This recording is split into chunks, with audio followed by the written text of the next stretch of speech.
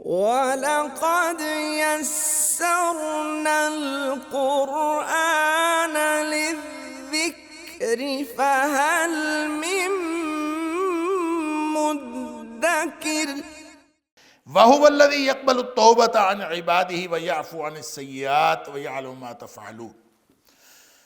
اللہ اکبر۔ وَهُوَ الَّذِي، اور وہی ذات ہے، يَقْبَلُ التَّوْبَةَ عَنْ عِبَادِهِ، جو اپنے بندوں کی توبہ قبول کرتا ہے، سبحان اللہ۔ وَيَعْفُو عَنِ السَّيِّئَاتِ، اور وہ گناہ معاف کرتا ہے، یعفو عن السیئات، برائیاں معاف کر دیتا ہے۔ وَيَعْلَمُ مَا تَفْعَلُونَ، اور وہ جانتا ہے جو کچھ تم کرتے ہو۔ اندازہ کیجئے کہ یہ بات ہو رہی تھی کفار کی، بات ہو رہی تھی کافروں کے اعتراضات کی، تو ایک دم اللہ کریم نے یہ فرمایا کہ وَهُوَ الَّذِي يَقْبَلُ التَّوْبَةَ عَنْ عِبَادِهِ، اللہ کی یہ صفت بیان کر دی کہ وہ ذات اپنے بندوں سے توبہ قبول کرتا ہے، سبحان اللہ۔ تو اس کا مطلب یہ ہے کہ کافروں کو بھی اس بات کی طرف توجہ دلائی جا رہی ہے کہ تم توبہ کر لو۔ کافروں کو بھی یہ کہا جا رہا ہے کہ تم توبہ کر لو، اس لیے کہ اللہ اپنے بندوں سے توبہ قبول کرتا ہے۔ یعنی یہ دین کا امتیاز ہے کہ جب بھی، جہاں بھی، جس مرحلے پر بھی آپ کو خیال آ جائے، it is never too late, یہ کبھی بھی تاخیر نہیں ہوئی۔ آپ کو جب بھی، جہاں بھی، جس موقع پر خیال آ جائے، توبہ کریں۔ اللہ اکبر۔ یقبل التوبۃ عن عبادہ، اللہ اپنے بندوں کی توبہ قبول کرتا۔ اللہ اکبر۔ نبی اکرم صلی اللہ علیہ وسلم نے فرمایا ان اللہ تعالی یقبل التوبۃ ما لم یغرغر، اللہ تعالیٰ اس وقت تک توبہ قبول کرتا ہے جب تک انسان کے جان نکلنے کے وقت یہاں سے نرخرے سے آواز نہ آئے، اس وقت تھا، یعنی اس سے پہلے پہلے توبہ قبول کرنا۔ پورا موقع موجود ہے، وہ اپنے بندوں سے توبہ قبول کرتا، لہذا فوراً توبہ کر لیجئے۔ اور توبہ کیا ہوتی ہے؟ کفر سے توبہ یہ ہے، اگر یہ کافروں کو کہا جا رہا ہے، کفر سے توبہ یہ ہے کہ کوئی شخص اسلام قبول کر لے۔ جب کوئی شخص اسلام قبول کر لیتا ہے تو یہ کفر سے توبہ کا طریقہ ہے۔ کسی نے کفر سے توبہ کرنی ہو تو وہ کیا کرے؟ اسلام قبول کرے۔ اور کوئی شخص جو ہے اس نے گناہ سے توبہ کرنی ہے مومن، لیکن گناہ سے توبہ کرنی ہے، تو گناہ سے توبہ کرنے کے 3 مراحل ہیں۔ پہلا مرحلہ یہ ہے کہ وہ گناہ سے باہر آئے، ان یقلع عن المعصیہ، گناہ سے باہر آئے۔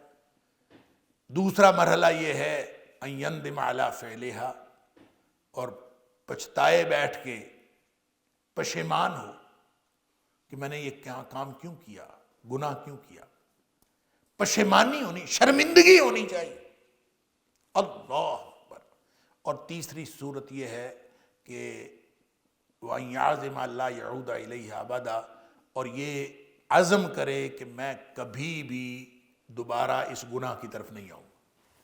یہ 3 اگر شرائط ہیں تو گناہ کی توبہ ہوگی۔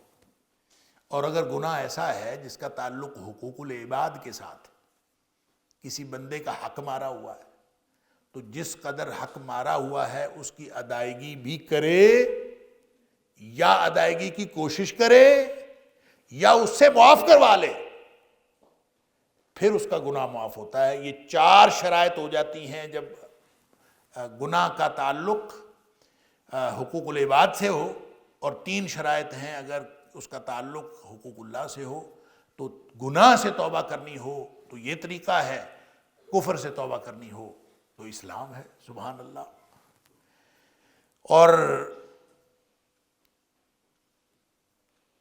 توبہ تو مستقبل کے لیے ہوتی ہے نا، اللہ قبول کر لیتا ہے توبہ۔ ایک آدمی غلط ٹریک پہ چل رہا تھا تو اس نے توبہ کی کہ میں آئندہ ٹھیک ٹریک پہ چلوں گا، توبہ تو اسی چیز کا نام ہے۔ لیکن اللہ تعالیٰ فرماتا ہے وَيَعْفُو عَنِ السَّيِّئَاتِ، توبہ مستقبل کے لیے ہے تو ایک ساتھ یہ اللہ تعالیٰ بھی عطا فرما دیتا ہے اس کو، ایک اپنی مہربانی اور لطف و کرم سے یہ نعمت بھی عطا فرما دیتا ہے کہ اس کے ماضی کے گناہ بھی معاف ہو جاتے ہیں۔ یعفو عن السیئات، اللہ اکبر، حالانکہ اس نے توبہ مستقبل کے لیے کی ہے کہ یا اللہ میں غلط ٹریک پہ ہوں، میں سیدھے ٹریک پہ آنا چاہتا ہوں، اللہ اکبر، اور ساتھ جو ہے وہ اس کے صاحب کا گناہ بھی معاف ہو جاتے ہیں۔ جیسے نبی کریم صلی اللہ علیہ وسلم نے فرمایا التائب من الذنب کمن لا ذنب لہ، جب توبہ کو کرتا ہے تو ایسے جیسے اس نے پہلا گناہ کبھی کیا ہی نہیں۔ اور قرآن کہتا ہے سورہ فرقان کے اندر کہ اولئک یبدل اللہ سیئاتہم حسنات، جو توبہ کرتا ہے نا وہ ایسے ہے جیسے ایک تو اس نے گناہ کیا نہیں، لیکن یہ صحیح توبہ ہو تو یہ وہ لوگ ہیں جن کے گناہوں کو اللہ تعالیٰ نیکیوں میں تبدیل کر دیتا ہے۔ اولئک یبدل اللہ سیئاتہم حسنات، ساری زندگی گناہ کرتا رہا، توبہ کر لی، وہ سارے گناہ نیکیوں میں تبدیل ہو۔ اللہ اکبر، سچی توبہ ہو تو اس کا یہ اتنا بڑا اللہ تعالیٰ اجر دیتا ہے، کیونکہ اللہ تعالیٰ اپنے بندے کی توبہ سے خوش ہوتا ہے۔ اللہ اکبر، آپ نے وہ حدیث سنی ہوئی ہے کہ نبی کریم صلی اللہ علیہ وسلم نے فرمایا کہ جیسے ایک شخص، آپ نے مثال بیان فرمائی، جیسے ایک شخص جو ہے سفر کر رہا ہو صحرا کے اندر، تو صحرا میں جب سفر کرتے تھے تو سارا کچھ اونٹ کے اوپر لدا ہوا ہوتا تھا، تو اپنے کچھ دیر کے لیے وہ رکا کسی درخت کے سائے میں سستانے کے لیے، تو تھوڑی دیر بعد اس کی آنکھ کھلی تو اس نے دیکھا کہ اس کا اونٹ غائب ہے۔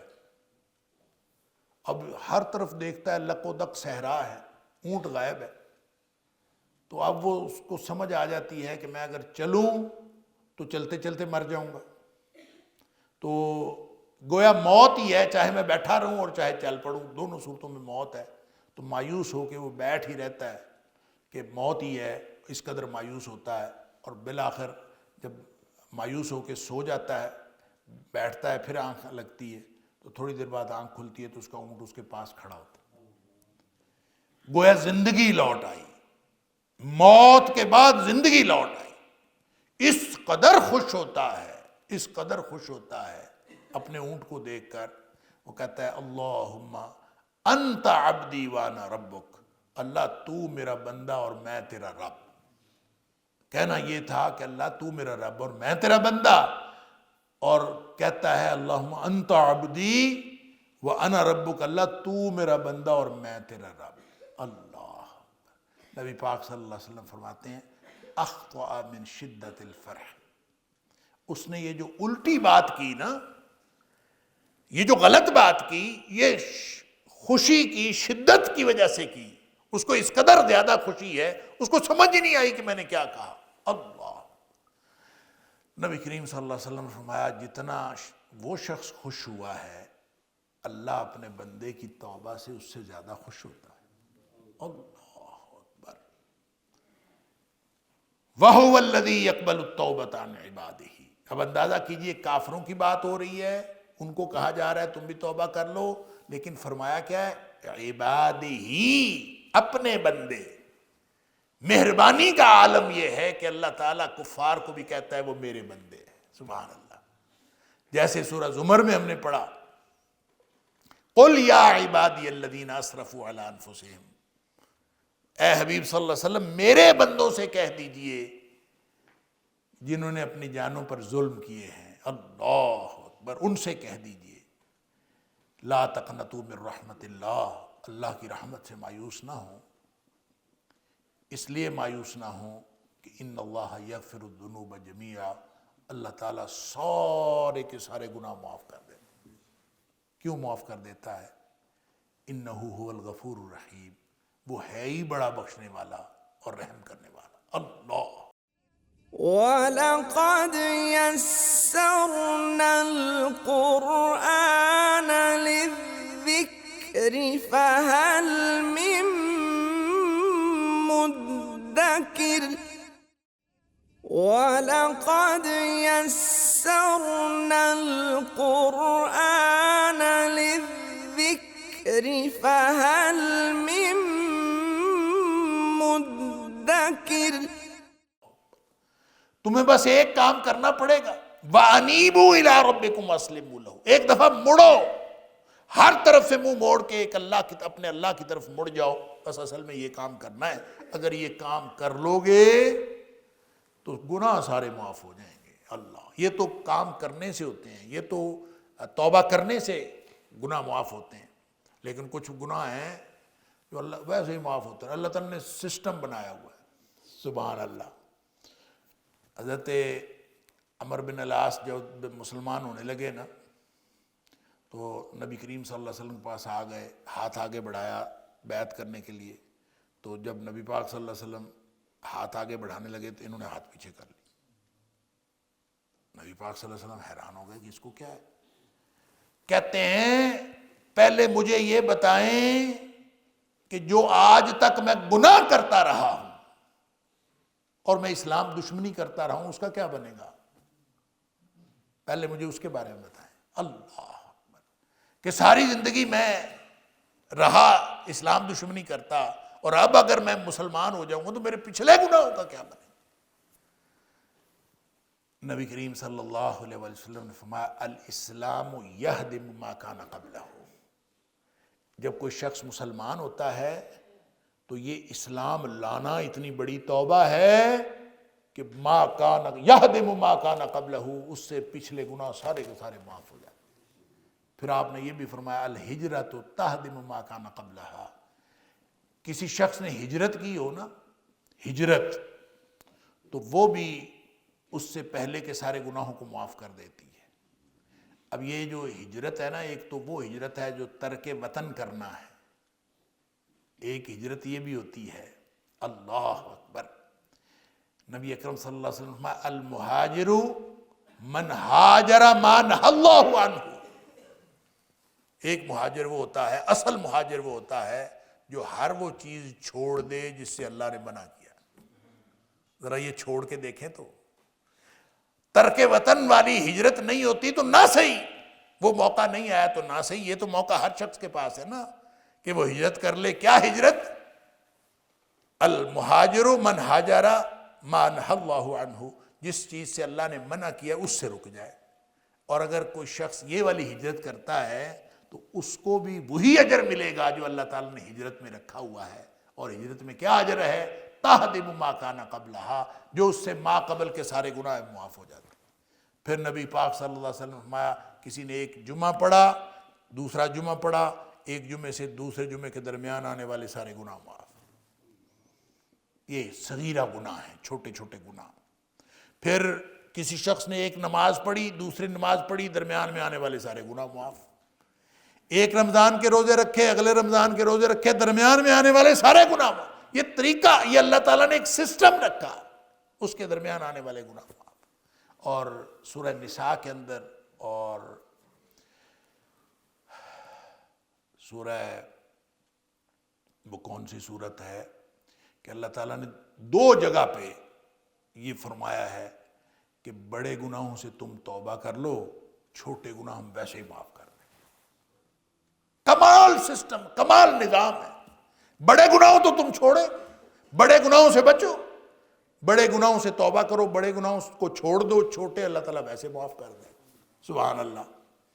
اور اگر یہ نہیں، بڑے گناہ بھی کوئی نہیں چھوڑتا تو پھر چھوٹے بھی معاف نہیں ہوتے۔ اس کا مطلب ہے بڑے گناہ نہیں کوئی چھوڑتا تو چھوٹے بھی معاف نہیں۔ چھوٹے گناہ ان کے معاف ہوتے ہیں جو بڑے گناہ چھوڑ دیتے۔ وَهُوَ الَّذِي يَقْبَلُ التَّوْبَةَ عَنْ عِبَادِهِ وَيَعْفُو عَنِ السَّيِّئَاتِ۔ اللہ اکبر، برائیاں معاف کر دیتا ہے۔ وَيَعْلَمُ مَا تَفْعَلُونَ، وہ جانتا ہے جو کچھ تم کر رہے ہو۔ وَيَسْتَجِيبُ الَّذِينَ آمَنُوا وَعَمِلُوا الصَّالِحَاتِ وَيَزِيدُهُم مِّن فَضْلِهِ وَالْكَافِرُونَ لَهُمْ عَذَابٌ شَدِيدٌ۔ وَيَسْتَجِيبُ، اور وہ قبول کرتا ہے، الَّذِينَ آمَنُوا، ان لوگوں کو، یعنی ان لوگوں کی دعا قبول کرتا ہے، الَّذِينَ آمَنُوا، وہ لوگ جو ایمان لائے، وَعَمِلُوا الصَّالِحَاتِ، اور انہوں نے عمل کیے اچھے، وَيَزِيدُهُم مِّن فَضْلِهِ، اور ان کو زیادہ دیتا ہے اپنے فضل سے، والکافرون لہم عذاب شدید، اور جو کافر ہیں ان کے لیے تو سخت عذاب ہے۔ اب یہ اللہ تعالیٰ یہ کمپیریزن بتا کے اہل ایمان اور اہل کفر ان کا جو فرق ہے اللہ تعالیٰ وہ بتا رہا ہے کہ جو کافر ہیں ان کے لیے تو شدید عذاب ہے، لیکن جو نیک لوگ ہیں عمل صالح کرنے والے ان کی دعا اللہ تعالیٰ قبول فرماتا ہے۔ اچھا، یہ جو اجاب یجیب، دعا قبول کرنا یہ ہوتا ہے، تو استجاب یستجیب، یہ جو اس کے اندر کلمات کا اضافہ ہے نا، یستجیب، ویسے یجیب ہو تو اس کا معنی بھی قبول کرنا ہوتا ہے، جیسے قرآن میں آتا ہے اجیب دعوت الداعی اذا دعان، میں دعا قبول کرتا ہوں جب بھی کوئی مجھ سے دعا مانگتا ہے میں اس کی دعا قبول کرتا ہوں۔ تو یستجیب جو ہے اس میں کلمات زیادہ ہیں، اور اس کے دو وجوہات جو ہیں وہ اہل لغت نے لکھی ہیں کہ ایک تو وجہ یہ ہوتی ہے کہ جب کسی کلمے کے اندر حروف کا اضافہ ہو جائے تو اس کے اندر معنی کے اندر مبالغہ پیدا ہو جاتا ہے، یستجیب، اللہ جو ہے خوشی خوشی قبول کرتا ہے، سبحان اللہ، اور بہت زیادہ قبول کرتا ہے۔ دوسرا اس کا ترجمہ جو عام طور پہ ہوتا ہے وہ کہ باب استفعال سے ہے، اور باب استفعال سے ہو تو اس کے اندر طلب پائی جاتی ہے، تو اگر اس کے اندر طلب پائی جاتی ہے تو یستجیب کا معنی پھر بھی یہی ہوگا کہ اللہ تعالیٰ بہت خوشی سے اس کو قبول کرتا ہے۔ یعنی جو اہل ایمان ہیں اور وہ صالح عمل والے لوگ، وہ نیک عمل والے لوگ جو حالت ایمان میں ہوں، اللہ تعالیٰ ان کی طرف سے قبول کرتا ہے خوشی خوشی، اور اس طرح جیسے اللہ قبول کرنا چاہتا ہو، اللہ قبول کرنا چاہتا ہو، یستجیب، اللہ خود قبول کرنا چاہتا ہو، اس طرح اللہ تعالیٰ قبول کرتا ہے خوشی خوشی، سبحان اللہ۔ اس لیے کہ جو کافر ہیں وما دعاء الکافرین الا فی ضلال، اللہ تعالیٰ فرماتا ہے جو کافروں کی دعا ہے نا وہ تو ساری کی ساری ضائع جاتی ہے۔ اللہ اکبر، اہل ایمان کی دعا جو سورہ رعد کے اندر فرمایا کہ کافروں کی دعا ضائع جاتی ہے، یہاں فرمایا وَيَسْتَجِيبُ الَّذِينَ آمَنُوا وَعَمِلُوا الصَّالِحَاتِ، اللہ تعالیٰ قبول کرتا ہے اہل ایمان کی طرف سے وَعَمِلُوا الصَّالِحَاتِ، جنہوں نے عمل کیے اچھے، وَيَزِيدُهُم مِّن فَضْلِهِ، اور ان کو اپنے فضل سے زیادہ عطا کرتا ہے۔ اس کا معنی پھر وہی ہوگا جو پہلے ہم بات کر آئے ہیں، یزیدہم من فضلہ، تیسری دفعہ گویا اللہ تعالیٰ نے اس بات کا اعادہ فرمایا ہے کہ اللہ تعالیٰ کے فضل سے ایڈیشنل کچھ ملتا ہے، وَيَزِيدُهُم مِّن فَضْلِهِ، اللہ تعالیٰ ان کو یعنی دعائیں مانگی ہیں تھوڑی، اللہ تعالیٰ وہ بھی عطا کر دیتا ہے جس کی دعا کوئی نہیں مانگی، وَيَزِيدُهُم مِّن فَضْلِهِ، اللہ تعالیٰ وہ کچھ بھی عطا کرتا ہے اپنے فضل سے، وَيَزِيدُهُم جو زائد ہوتا ہے، وَالْكَافِرُونَ لَهُمْ عَذَابٌ شَدِيدٌ، اور جو کافر ہیں ان کے لیے شدید عذاب ہے۔ وَلَوْ بَسَطَ اللَّهُ الرِّزْقَ لِعِبَادِهِ لَبَغَوْا فِي الْأَرْضِ وَلَكِنْ يُنَزِّلُ بِقَدَرٍ مَّا يَشَاءُ إِنَّهُ بِعِبَادِهِ خَبِيرٌ بَصِيرٌ، اور اگر اللہ کشادہ کر دے، فراخ کر دے رزق اپنے بندوں کا، اگر اپنے بندوں کا رزق اللہ تعالیٰ کشادہ کر دے، بہت خوشحالی دے دے، لَبَغَوْا فِي الْأَرْضِ، تو وہ زمین میں سرکشی کریں گے، ضرور سرکشی کریں گے، لَبَغَوْا، وہ زمین میں سرکشی کریں گے، وَلَٰكِن يُنَزِّلُ بِقَدَرٍ مَّا يَشَاءُ، اور لیکن وہ نازل کرتا ہے ایک خاص اندازے کے ساتھ جیسا وہ چاہتا ہے۔ یعنی اللہ تعالیٰ ہر کسی کو کھلا رزق نہیں دیتا، جتنا چاہتا ہے اندازے کے مطابق، کسی کو تھوڑا دے دیا، کسی کو زیادہ دے دیا، کسی کو لے کے آزما لیا، کسی کو دے کے آزما لیا، اور کتنا دینا ہے کتنا نہیں دینا وہ اللہ تعالیٰ خود اپنے اندازے کے مطابق عطا فرماتا ہے۔ اِنَّهُ بِعِبَادِهِ خَبِيرٌ بَصِيرٌ، بے شک وہ اپنے بندوں کی خبر بھی رکھنے والا ہے اور اس کو دیکھنے والا بھی ہے۔ اچھا جی، ایک کیونکہ اہل ایمان کے انعامات کی بات ہوئی، کافروں کے جو ہے عذاب کی بات ہوئی، تو اس میں ایک سوال پیدا ہو سکتا تھا، اور جو کہ اہل کفر بعض اوقات سوال کرتے بھی تھے، وہ سوال یہ تھا کہ اگر اہل ایمان جو ہیں اللہ کے پسندیدہ لوگ ہیں تو اللہ تعالیٰ ان کو خوشحالی کیوں نہیں دیتا؟ یعنی ان کے پاس پھر دولت کیوں نہیں ہے، یہ دولت مند کیوں نہیں؟ یہ سوال بہت سارے لوگوں کے ذہن میں اب بھی پیدا ہوتا ہے، اور اس وقت تو خاص طور پہ پیدا ہوتا تھا، اس لیے کہ اب تو بہت سارے مسلمان جو ہیں دولت مند ہوتے ہیں۔ تو اس وقت ابتدا میں تو نبی کریم صلی اللہ علیہ وسلم خود بھی اور آپ کے جو ساتھی ہیں ان کی زندگی بڑی تنگی میں گزرتی تھی۔ تو جن کی زندگی تنگی میں گزرتی تھی تو ان کافر یہ سوال کرتے تھے کہ نبی اکرم صلی اللہ علیہ وسلم اور آپ کے جو ساتھی ہیں ان کو پھر فراخ رزق کیوں نہیں ملتا، کشادہ رزق کیوں نہیں ملتا، یہ دولت مند کیوں نہیں ہے اگر یہ اللہ کے پسندیدہ ہے؟ تو اللہ تعالیٰ فرماتا ہے کہ وَلَوْ بَسَطَ اللَّهُ الرِّزْقَ لِعِبَادِهِ، اگر اللہ تعالیٰ اپنے بندوں کے لیے، سارے ہی بندوں کے لیے رزق کشادہ کر دیتا، لَبَغَوْا فِي الْأَرْضِ، زمین میں بغاوت ہو جاتی، سرکشی ہو جاتی۔ سرکشی دو اعتبار سے ہوتی ہے، ایک تو یہ کہ لوگ جو ہیں وہ اپنے دولت کی طرف متوجہ ہو جاتے، اور دولت کی طرف متوجہ ہونے کی وجہ سے اللہ کی طرف سے ان کی توجہ ہٹ جاتی۔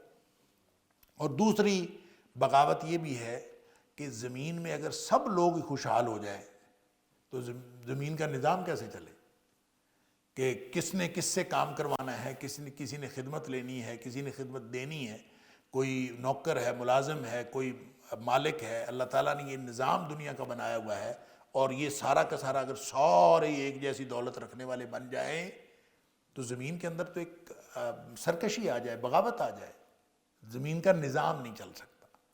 تو اللہ تعالیٰ نے یہ دولت کو وجہ فضیلت تو رکھا ہی نہیں، دولت وجہ فضیلت تو ہے ہی نہیں۔ نظام چلانے کے لیے اللہ کا قانون ہے کہ اللہ کسی کو دے کے آزماتا ہے، کسی کو لے کے آزماتا ہے، یا آزمائش ہے، کسی کے پاس ہے تو وہ بھی آزمائش ہے، کسی کے پاس نہیں ہے تو وہ بھی آزمائش، امتحان کے مختلف انداز، لہذا وَلَٰكِن يُنَزِّلُ بِقَدْرٍ مَّا يَشَاءُ، اور لیکن اللہ نازل کرتا ہے ایک اندازے کے مطابق جیسے وہ چاہتا ہے۔ تو جو وہ چاہتا ہے اللہ تعالیٰ کسی کو دے دیتا ہے، کسی کو تھوڑا دے دیتا ہے، کسی کو زیادہ دے دیتا ہے۔ اللہ تعالیٰ نے اندازے بنائے ہیں اور اللہ تعالیٰ اسی کے مطابق دیتا ہے۔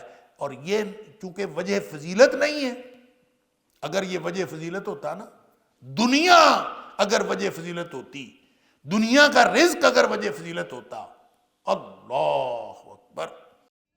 وَلَقَدْ يَسَّرْنَا الْقُرْآنَ لِلذِّكْرِ فَهَلْ مِن مُّدَّكِرٍ وَلَقَدْ يَسَّرْنَا الْقُرْآنَ لِلذِّكْرِ فَهَلْ مِن مُّدَّكِرٍ۔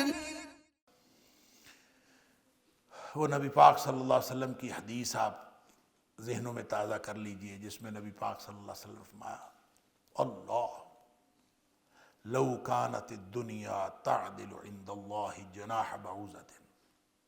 آپ وجہ فضیلت کی بات کرتے ہیں یا فضیلت کی بات کرتے ہیں؟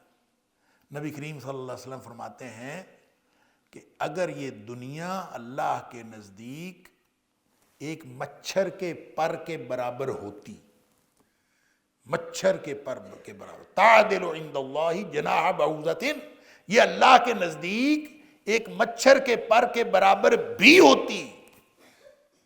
اس کا مطلب پتہ کیا ہے؟ اس کا مطلب یہ ہے کہ مچھر کے پر کے برابر بھی نہیں ہے۔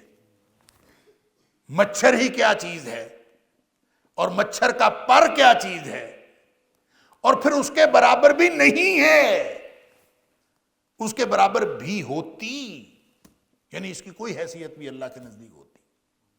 اس کا مطلب اللہ کے نزدیک اس کی کوئی حیثیت نہیں ہے۔ تو پھر اللہ نے جنت تو بڑی اچھی بنائی ہوگی، دنیا ہمیں اتنی اٹریکٹ کرتی ہے، دنیا ہمیں اتنی اچھی لگتی ہے، تو جنت تو پھر بہت ہی خوبصورت ہوگی۔ یہ اللہ کے نزدیک کوئی حیثیت نہیں رکھتی دنیا، اور جنت اللہ تعالیٰ فرماتا ہے کہ بہت ہی خوبصورت ہے، تو اس کا مطلب یہ ہے کہ یہ تو فرق ہی بہت زیادہ ہے۔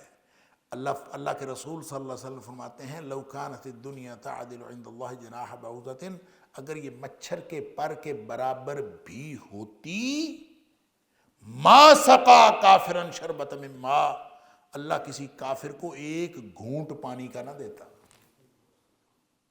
کیونکہ وجہ فضیلت ہوتی تو پھر اللہ تعالیٰ اپنے بندوں کو دیتا، پھر اللہ تعالیٰ کافروں کو بھی دیتا. تو یہ کافروں کو بھی دی ہوئی ہے، ہر کسی کو دی ہوئی ہے، یہ اللہ تعالیٰ کا اپنا نظام ہے. سبحان اللہ. حضرت ابراہیم علیہ السلام نے جب امامت مانگی تھی نا، تو اللہ تعالیٰ نے فرمایا تھا لا ینال عہد الظالمین، ظالموں کے لیے میرا وعدہ نہیں. تو وہیں تھوڑی دیر بعد جب شہر میں مکہ شہر کی بات ہوئی تو حضرت ابراہیم علیہ السلام دعا کرتے ہوئے کہتے ہیں اللہ، جو تجھے ماننے والے ہیں، ایمان رکھنے والے اور عمل صالح کرنے والے ہیں، یا اللہ اس شہر کے وہ لوگ جو تجھے ماننے والے ہیں، یا اللہ ان کو رزق بھی عطا کر. اللہ تعالیٰ نے فرمایا جو ظالم ہے میں ان کو بھی رزق دوں گا. رزق کی کیا بات ہے، رزق کا معاملہ اور ہے، امامت انسانیت اور بات ہے، رزق کا معاملہ اور ہے. جو ظالم ہوگا میں اس کو بھی دوں گا. بلکہ قرآن کہتا ہے لا یغرنک تقلب الذین کفروا فی البلاد، کافروں کا زمین میں دندناتے پھرنا تجھے کسی دھوکے میں مبتلا نہ کرے. متاع قلیل ثم مأواہم جہنم، یہ چند دنوں کا سامان ہے. متاع کہتے ہیں وہ چیز جس سے فائدہ اٹھایا جائے، تو چند دنوں کے فائدے کی بات ہے. ثم مأواہم جہنم وبئس المہاد، پھر ان کا ٹھکانہ جہنم ہے اور بہت برا ٹھکانہ ہے. اللہ تعالیٰ معاف فرمائے. انہ بعبادہ خبیر بصیر، بے شک اللہ تعالیٰ اپنے بندوں کو دیکھ بھی رہا ہے اور خبر بھی پوری رکھتا ہے. اللہ تعالیٰ کو سب معلوم ہے. سبحان اللہ. وَهُوَ الَّذِي يُنَزِّلُ الْغَيْثَ مِن بَعْدِ مَا قَنَطُوا وَيَنْشُرُ رَحْمَتَهُ وَهُوَ الْوَلِيُّ الْحَمِيدُ، وہی ذات ہے جو نازل کرتی ہے بارش کو من بعد ما قنطوا، اس کے بعد کہ وہ مایوس ہو جاتے ہیں، وَيَنْشُرُ رَحْمَتَهُ، اور اپنی رحمت کو پھیلا دیتا ہے، یعنی وہی ذات پھیلا دیتی ہے. وَهُوَ الْوَلِيُّ الْحَمِيدُ، اور وہی کارساز ہے اور وہی تعریف کیا گیا ہے، یعنی وہی اچھا اور لائق تعریف کارساز ہے. دیکھیں غیث اور مطر میں تھوڑا سا فرق ہوتا ہے. ایک ہوتی ہے غیث، ایک ہوتا ہے مطر. مطر ہر کسی کی بارش، غیث صرف وہ بارش ہوتی ہے جو خشک سالی کے بعد آئے. خشک سالی کے بعد جو بارش ہوتی ہے اس کو غیث کہتے ہیں. تو وَهُوَ الَّذِي يُنَزِّلُ الْغَيْثَ، گویا وہ بارش جو خشک سالی کے بعد آتی ہے وہ بھی وہی نازل کرتا ہے. من بعد ما قنطوا، خاص کیفیت ہوتی ہے کہ لوگ مایوس ہو چکے ہوتے ہیں. من بعد ما قنطوا، لوگ مایوس ہو چکے ہیں کہ اب تو حالات یہ ہیں کہ جناب فصل نہیں ہو رہی، پانی نہیں ہے، ہر چیز ختم ہو گئی، پانی کا جو واٹر لیول نیچے چلا گیا، ہر چیز ختم. ہمارا تو لوگ مایوس ہو چکے ہوتے ہیں. وہ بارش نازل کر دیتا ہے. وہ ہے غیث جس میں لوگ مدد حاصل کرتے ہیں مایوسی کے بعد. من بعد ما قنطوا وَيَنْشُرُ رَحْمَتَهُ، اور وہی ذات ہے جو اپنی رحمتیں پھیلاتی ہے. وَهُوَ الْوَلِيُّ الْحَمِيدُ، اور وہی ذات ہے جو کارساز ہے اور بہت تعریف کی گئی کارساز ہے. وَمِنْ آیَاتِهِ، اس کی نشانیوں میں سے خلق السماوات والارض، آسمان و زمین کا پیدا کرنا بھی ہے. وَمَا بَثَّ فِيهِمَا مِن دَابَّةٍ، اور جو کچھ پھیلایا ہے اس نے ان دونوں میں جانوروں میں سے یا چوپایوں میں سے، یعنی جو جانور اس نے پھیلائے من دابۃ، ہر طرح کے جاندار. وَهُوَ عَلَى جَمْعِهِمْ إِذَا يَشَاءُ قَدِيرٌ، اور وہ ان کو جمع کرنے پر جب بھی وہ چاہے قدرت رکھنے والا ہے. آسمان و زمین کو اس نے پیدا کیا اور اس میں اس نے جانور پھیلائے. زمین کے جانور تو ہمیں پتہ ہے کون سے اللہ نے پھیلائے. دابہ صرف چوپائے کو نہیں کہتے، ہر طرح کے جاندار کو کہتے ہیں، کیونکہ اللہ تعالیٰ نے خود سورہ نور کے اندر اس کی وضاحت فرما دی کہ واللہ خلق کل دابۃ من ماء، اللہ تعالیٰ نے ہر جانور کو پانی سے پیدا کیا ہے. فمنہم من یمشی علی بطنہ، کوئی دابہ تو وہ ہے جو اپنے پیٹ پر گھسٹ گھسٹ کر چلتا ہے جیسے سانپ چلتا ہے. اللہ اکبر. ومنہم من یمشی علی رجلین، اور کوئی جانور ایسا ہوتا ہے، جاندار ایسا ہوتا ہے جو 2 ٹانگوں پہ چلتا ہے، اور وَمِنْهُمْ مَن يَمْشِي عَلَىٰ 4 اور ان میں سے کوئی وہ دابہ ہوتا ہے، جاندار ہوتا ہے جو 4 ٹانگوں پہ چلتا ہے، گویا چوپائے بھی، انسان بھی، اور رینگنے والے جانور بھی، سارے کے سارے دابہ ہیں۔ سبحان اللہ۔ یخلق اللہ ما یشاء، جیسے اللہ چاہتا ہے وہ پیدا کرتا ہے۔ وَإِنَّ اللَّهَ عَلَىٰ كُلِّ شَيْءٍ قَدِيرٌ، اور اللہ تعالیٰ ہر چیز پر قدرت رکھنے والا ہے۔ اچھا، دابہ تو ہو گئے ہر قسم کی، یعنی جو سانپ ہیں، جو گھسٹنے والے ہیں، حشرات الارض ہیں، سب کے سب ملا کے یہ دابہ ہے۔ اللہ نے سارے دابہ پیدا کیے۔ کہاں؟ یہاں فرمایا ہے کہ وَمِنْ آیَاتِهِ خَلْقُ السَّمَاوَاتِ وَالْأَرْضِ وَمَا بَثَّ فِيهِمَا مِنْ دَابَّةٍ، اللہ نے زمین و آسمان پیدا کیے اور جو کچھ اس میں اللہ نے جاندار پھیلائے، یہ ساری نشانیاں ہیں۔ اب زمین و آسمان تو پھیلائے، زمین کے جاندار تو ہمیں پتہ ہے، آسمان کے جاندار کون سے ہیں؟ تو لوگوں نے اس سے پھر تعویل کی ہے کہ آسمان کے جاندار کو کہ آسمان میں تو جاندار نہیں ہے، لیکن یہاں اللہ تعالیٰ نے فیہما من دابۃ بث فیہما من دابۃ جو فرمایا ہے، تو آسمان اور زمین دونوں کی بات کی ہے، تو دونوں میں زمین شامل ہے۔ تو چونکہ زمین اس کے اندر ہے نا، تو اس کا مطلب ہے زمین میں پھیلائے ہیں، آسمان میں نہیں پھیلائے۔ اور بعض نے اس کی تعویل یہ کی ہے کہ آسمان میں چونکہ فرشتے ہیں، تو فرشتے صرف اڑتے نہیں ہیں، فرشتے چلتے بھی ہیں، لہذا وہ فرشتے جو ہیں ان کو دابہ کہا گیا۔ بات یہ ہے کہ یہ تعویل کی ضرورت تو اس وقت پڑے اگر ہم نے آسمان پہ جا کے دیکھا ہو کہ وہاں پہ جاندار اور کوئی نہیں ہے۔ ہمیں کیا پتہ، جب اللہ فرماتا ہے کہ ہم نے اس میں جاندار پھیلا دیے، تو کتنے جاندار زمین پہ ہیں، کتنے جاندار آسمان پہ ہوں گے اللہ کو معلوم ہے۔ اور پھر آسمان پہ جنت کا تذکرہ ہے، اور جنت کے اندر کتنے خوبصورت جاندار ہوں گے، کیا کچھ ہوگا، واللہ عالم۔ لہذا تعویل کرنے کی کوئی ضرورت نہیں۔ اللہ تعالیٰ کی نشانی ہے زمین و آسمان کی تخلیق، اور جو کچھ اس میں اللہ تعالیٰ نے پھیلایا، وَهُوَ عَلَىٰ جَمْعِهِمْ إِذَا يَشَاءُ قَدِيرٌ، اور اللہ تعالیٰ جس کو جب چاہے گا ان سب کو جمع کرنے پر اللہ تعالیٰ قدرت رکھتا ہے۔ وہ جمع کرنا، وہ چاہے دنیا میں جمع کرے، چاہے وہ آسمان پہ جمع کرے، چاہے وہ قیامت والے دن جمع کرے۔ اللہ اکبر، کہ اللہ تعالیٰ قیامت والے دن جمع کرے گا، یوم یجمعہم، اللہ تعالیٰ ان کو لیوم الجمع، اللہ تعالیٰ جمع ہونے والے دن میں سب کو جمع کرے گا۔ ذالک یوم التغابن، وہ ہے اصل ہار جیت کا دن، جس دن اللہ تعالیٰ نے سب کو جمع کرنا ہے۔ اللہ تعالیٰ مجھے اور آپ کو سب کو قرآن سمجھنے اور عمل کرنے کی توفیق عطا فرمائے۔ وآخر دعوانا ان الحمدللہ رب العالمین۔ إن هذا القرآن يهدي للتي هي أقوم ويبشر المؤمنين الذين يعملون الصالحات أن لهم أجرا كبيرا۔